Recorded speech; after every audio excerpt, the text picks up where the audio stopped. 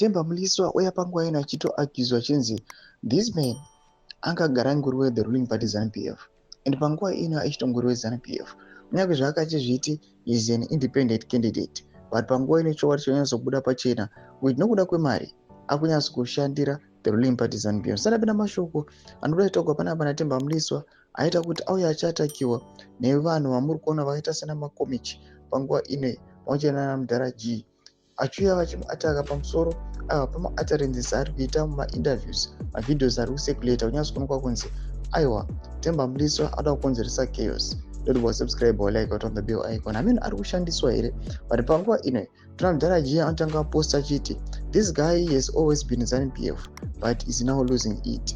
Tona Temba Mliswa achirepera to the same video achiti this guy must be stopped.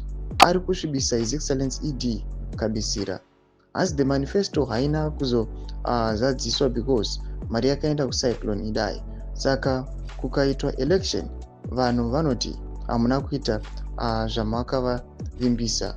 Saka iyi isisaying kuti 2030 inyaya yekutya election because of poor service delivery. Ko inga aimboti wani economy ava makeke.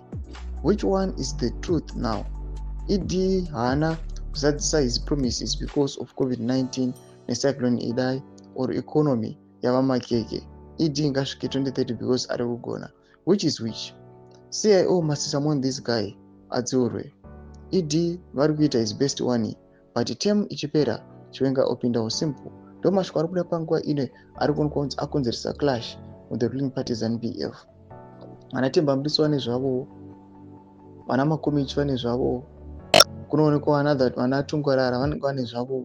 Unyatsikuonekwa kunzi the ruling party ZANU-PF mumwe nemumwe aane zvake, mava nemafaction.